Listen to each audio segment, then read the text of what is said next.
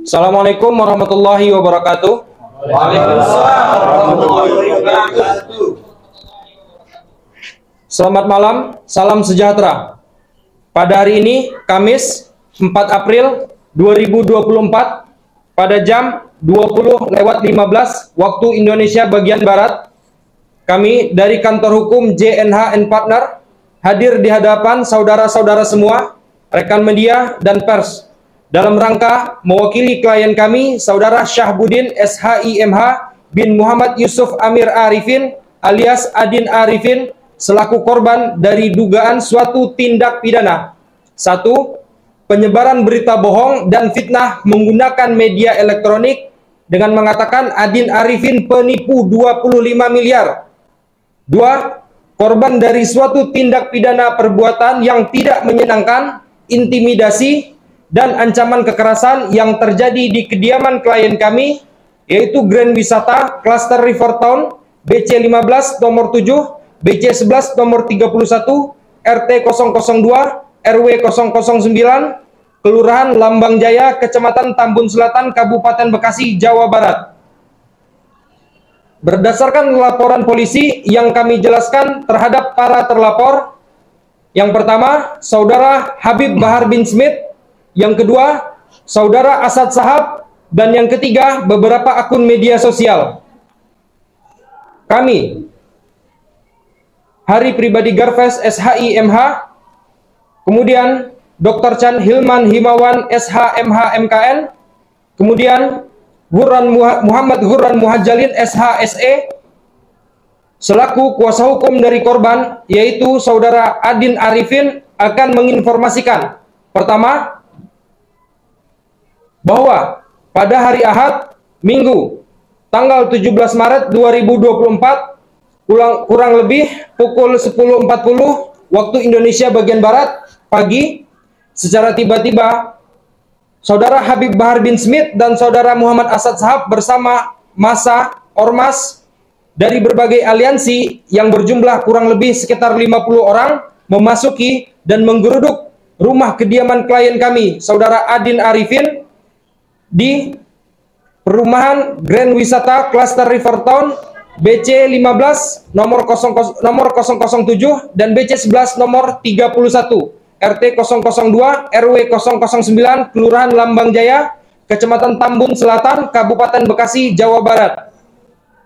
Kemudian saudara terlapor, yaitu Saudara Habib Bahar bin Smith, berteriak-teriak, mengeluarkan kata-kata kasar dan caci maki seperti bangsat, anjing, penipu, dan kata-kata tidak pantas lainnya. 2. Bahwa klien kami sebagai korban yaitu Saudara Adin Arifin sebelumnya tidak pernah mengenal dan tidak pernah berjumpa dan tidak pernah ada hubungan bisnis dan tidak pernah ada perikatan hukum sama sekali dengan Saudara Habib Bahar bin Smith selaku terlapor.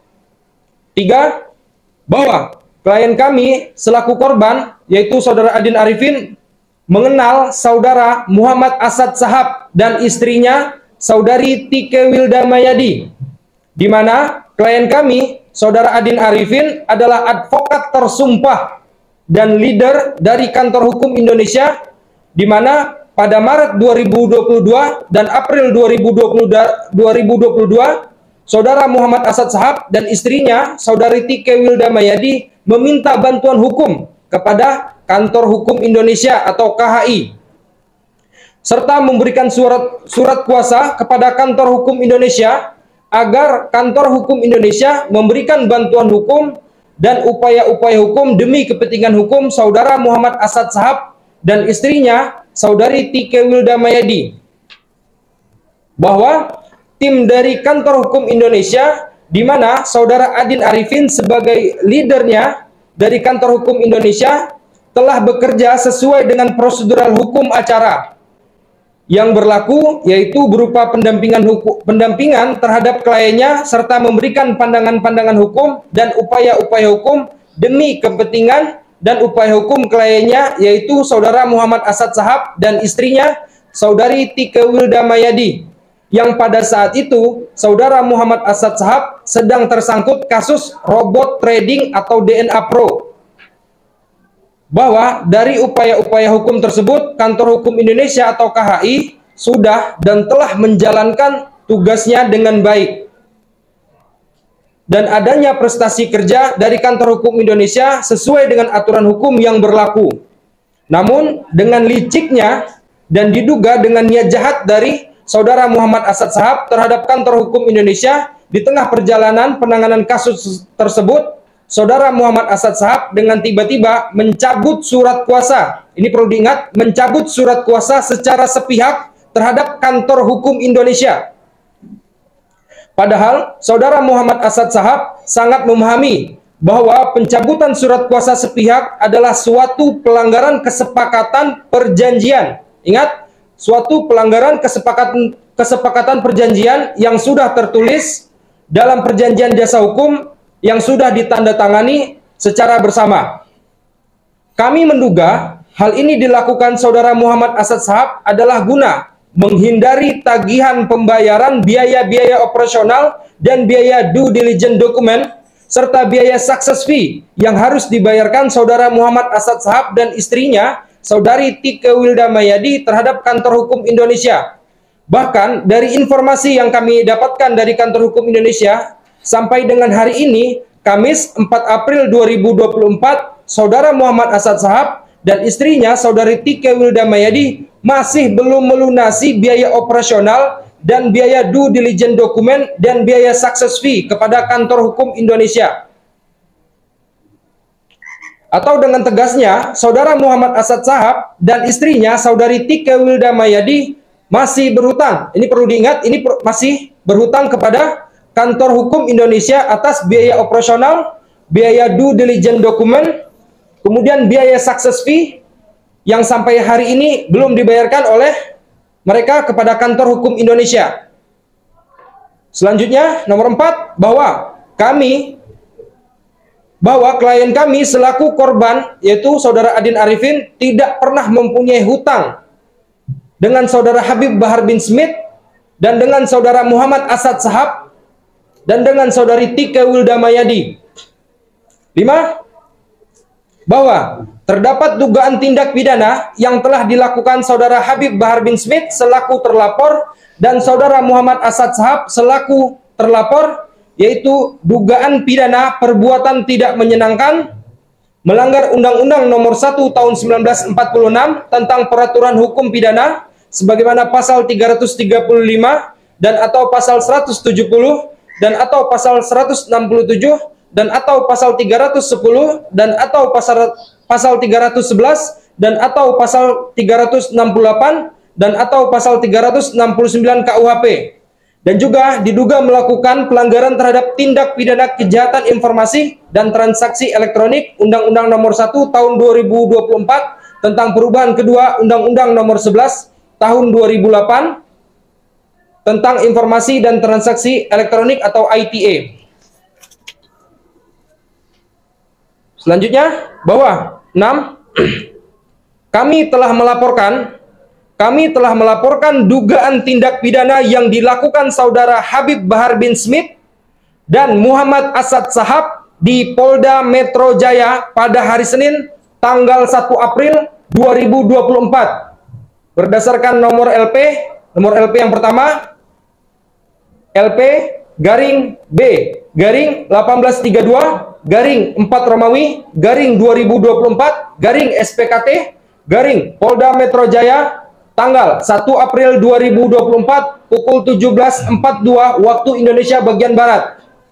Kemudian LP yang kedua nomornya LP garing B garing 1838 garing 4 Romawi garing 2024 garing SPKT garing Polda Metro Jaya tanggal 1 April 2024 pukul 19.09 waktu Indonesia bagian Barat.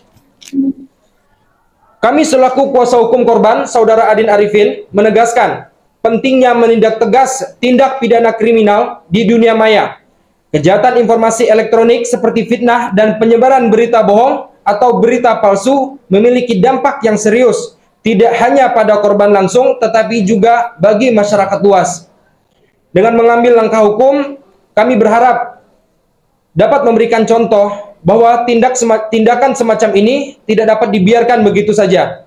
Dan dengan segala bentuk kekerasan, baik verbal ataupun non-verbal, tidak boleh dilakukan dengan alasan apapun. Apalagi dengan alasan yang dibuat-buat tanpa dasar bukti.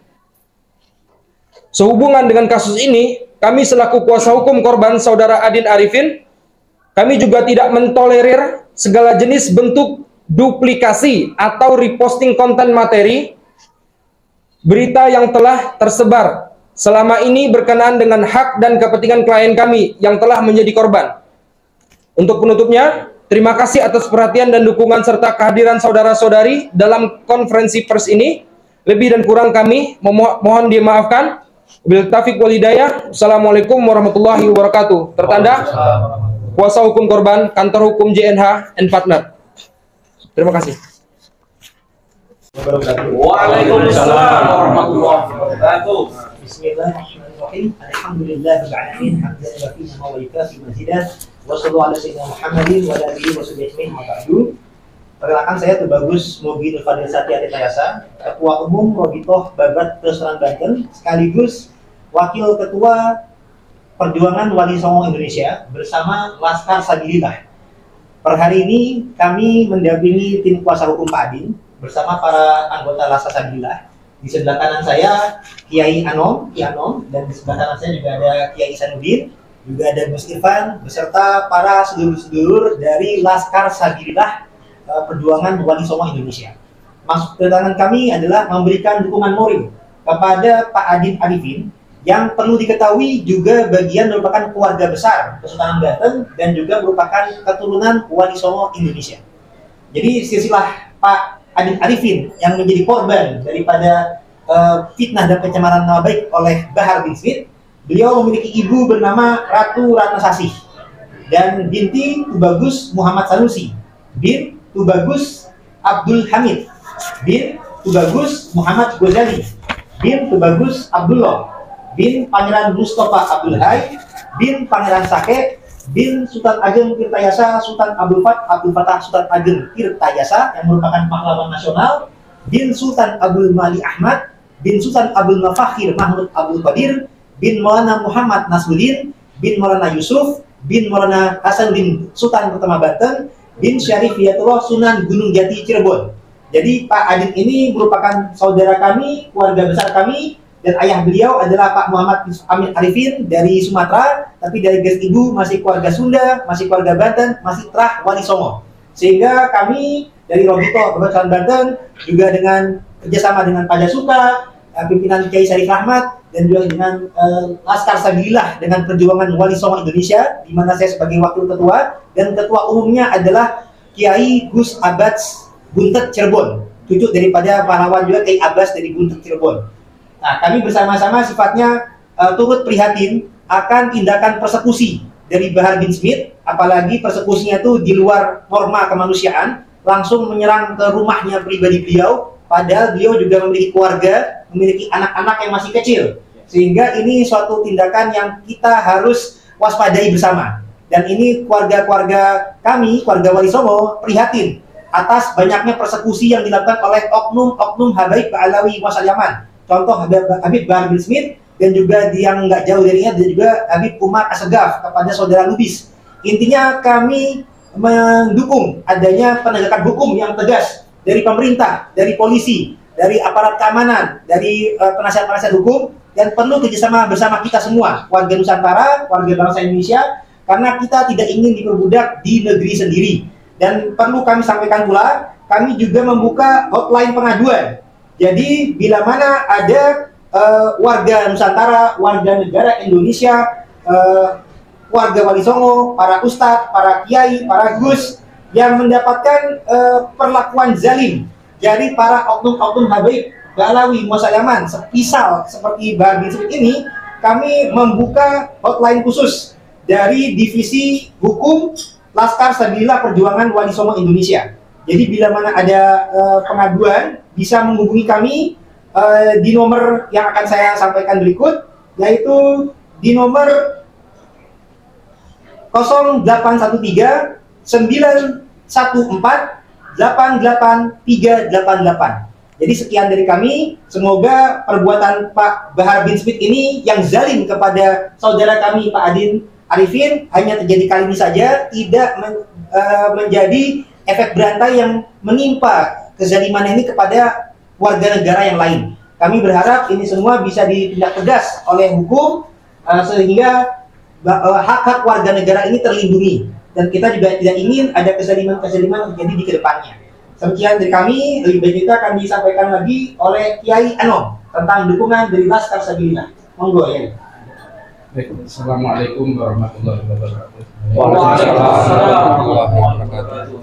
Intinya tadi sudah disampaikan penyampaian pada dasarnya kami selaku Laskar Sabilillah sangat mendukung atas pergerakan atau atas untuk penegakan hukum atas persekusi TNI tersangka ini untuk terus diusut tuntas sampai ke akar-akarnya agar tidak terjadi kembali lagi. Kami PBI Laskar Sabilillah siap mendukung penegakan hukum atas persekusi Bahar Smith. Siap. Dan sampai saat ini tidak diindahkan surat somasi tersebut. Boleh saya tambahkan sedikit ya. Jadi saudara Bahar bin Smith ini pernah melakukan juga pelanggaran dalam pasal 14 nomor 1 tahun 46, yaitu penyebaran berita hoax. Ya, lagi-lagi dia mengulangi lagi. Nah, jadi di sini karena dia mendatangi kediaman klien kami, dia meneriak-teriakan, dia melanggar juga pasal 369 KUHP di mana ancaman hukumannya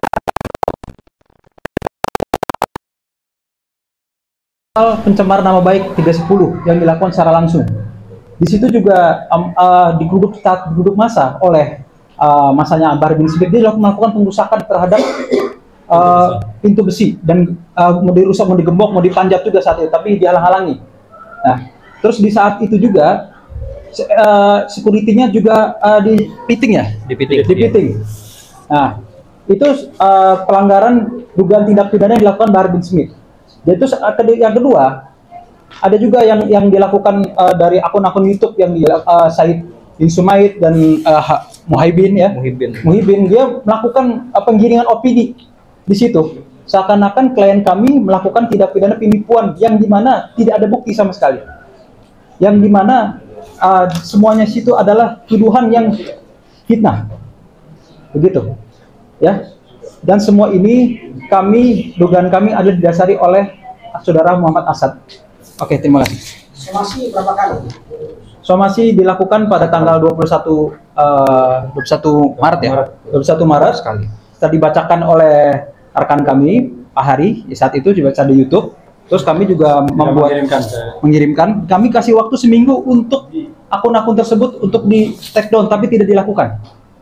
Dari dasar itulah unsur dari kesengajaan dari pihak Bahar bin Smith dan akun YouTube tersebut. Akhirnya kami melaporkan tindak pidana, di mana laporannya diterima pada tanggal 1 April 2024. Pas laporan itu bukti-bukti apa aja yang dibawa? Untuk bukti-bukti masalah pengrusakan itu ada bukti-buktinya, ada bukti kerusakan dari engsel pintu, kemudian ada video rekamannya juga yang udah diupload oleh channel Bahar bin Smith langsung, dan dugaan kami bahwasanya saudara Bahar bin Smith itu diasut atau disuruh oleh Muhammad Asad Shahab, itu ada kehadiran dari saudara Muhammad Asad Shahab di lokasi kejadian. Oke, kemudian di sini juga ada foto Bahar bin Smith. Oke, di sini juga ada foto dari Asad Shahab yang hadir di lokasi atau rumah kediaman klien kami ketika itu. Jadi patut kami menduga bahwasanya kehadiran dari Bahar bin Smith melakukan penyerangan ke rumah klien kami adalah atas asutan dari saudara Muhammad Asad Shahab yang mengelak untuk membayarkan success fee dan beberapa biaya lainnya yang menjadi tanggung jawabnya yang sudah disepakati kami punya dokumen-dokumennya, cuman kami tidak bisa pertunjukkan di sini karena itu sifatnya kode etik. Ada anak-anak. Oke. Asad sendiri apa sudah dilaporkan juga? Asad sudah dilaporkan bersama dengan saudara Bahar bin Smith. Dan perlu yang menjadi catatan di sini, ketika penyerangan dilakukan di rumah klien kami itu ada anak kecil yang masih berumur 1 tahun 3 bulan dan yang berumur 3 tahun 5 bulan. Kemudian ada juga yang berumur 11 tahun. Jadi di rumah itu ketika ada penyerangan, itu anak-anak semuanya secara psikologi tertekan, mereka ketakutan. Apalagi ada tindakan pemadaman atau mematikan listrik dari masa yang dipimpin langsung oleh Bahar bin Smith. Nah, ketika itu atas tindakan keprofesionalan dari pihak kepolisian yang membantu klien kami untuk menghidupkan kembali listriknya, namun dimatikan lagi, begitu terus. Sampai klien kami waktu itu dikatakan bahwasanya jemput paksa, padahal bukan jemput paksa itu. Memang klien kami yang berkoordinasi dengan pihak kepolisian langsung. Asad sendiri dilaporkan pasal berapa? Untuk Asad sendiri dilaporkan Pasal 55. dengan pasal 335, kemudian 170 dan 167. Turut serta dia. Turut serta. 55 maksudnya. Dilaporannya di Polda atau di Di Polda Metro. Di Polda Metro Jaya. Baik, cukup. Assalamualaikum warahmatullahi wabarakatuh. Waalaikumsalam warahmatullahi wabarakatuh. Alhamdulillah hari ini saya bisa bertemu dengan teman-teman dari Rabithah Kesultanan Banten, dari PWI, dan Laskar Sabilillah, juga teman-teman keluarga besar Mataram, dalam rangka menyikapi peristiwa yang barangkali bisa dikatakan menyedihkan terjadi di tengah bulan puasa saat hamba-hamba Allah sedang berlomba meraih pahala. Namun salah seorang hamba Allah, saudara kami Adin, mengalami hal yang tidak mengenakkan dengan kedatangan sebagian saudaranya, sebagaimana telah disampaikan tadi. Sebagai pimpinan Padepokan Dakwah Sunan Kalijaga, saya menyampaikan pernyataan sikap sebagai berikut. Yang pertama, Padepokan Dakwah Sunan Kalijaga menyatakan kekecewaan dan keprihatinan yang mendalam atas tindakan yang dilakukan oleh sesama muslim di bulan suci Ramadan. Yang kedua, dalam rangka menyelamatkan keutuhan NKRI dan ukhuwah Islamiyah, Padepokan Dakwah Sunan Kalijaga mendukung sepenuhnya apa yang dilakukan oleh saudara Adin untuk menyampaikan masalah ini, memproses ini secara hukum sesuai dengan peraturan yang berlaku.